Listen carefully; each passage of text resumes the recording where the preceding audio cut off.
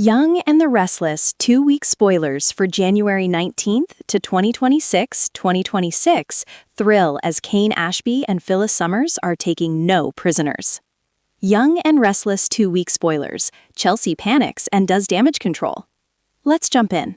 On Monday, January 19th, we've got Chelsea Lawson-Newman dealing with a media disaster.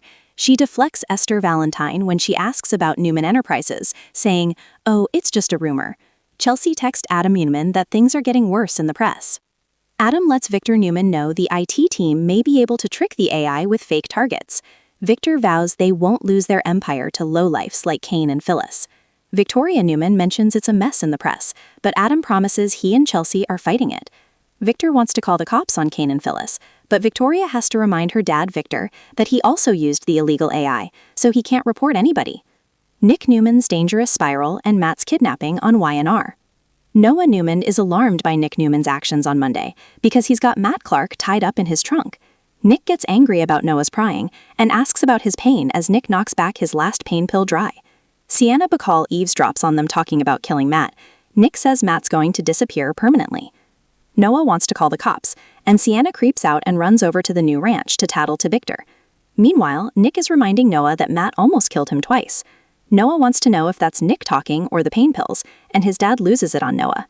Then Nick says sorry, and in the next breath asks Noah to call his doctor for more pills. Sharon Newman walks in and asks why Nick is out of the hospital, and Noah tells her that Nick has Matt knocked out in the trunk. Nick's lying about his pain level, and keeps on about how he has to take Matt out. Sienna tells Victor she's afraid Noah and Nick are going to end up in trouble with the law. Sienna also tells Victor that as soon as the Matt thing is resolved, she's going back to LA. She loves Noah but thinks eventually he will resent her. Plus, Sienna knows Noah wants to be in Genoa City, and she doesn't. Victor agrees with Sienna that it's best she makes plans to leave. Victor goes with Sienna back over to Sharon. Nick is really annoyed when Victor says he's taking Matt, and Nick is really mad and refuses, telling Victor to go focus on the Newman Enterprises crisis. Nick blasts Sienna for going to Victor, but Victor promises Nick he'll deal with Matt, so Nick again keeps saying he wants to do it himself. Sharon's pleading with Nick to just let Victor do this. Nick wants to know the plan, but Victor says it's better that they don't know specifics, so Nick's going to protest, but Victor's going to take Matt anyway. Newman Enterprises facing total destruction. Chelsea's dealing with more problems. Later, Victoria, Chelsea, and Adam talk about damage control. Chelsea says the press won't let up. Adam wants to keep basically lying and denying, but Chelsea says they can't just keep spinning it.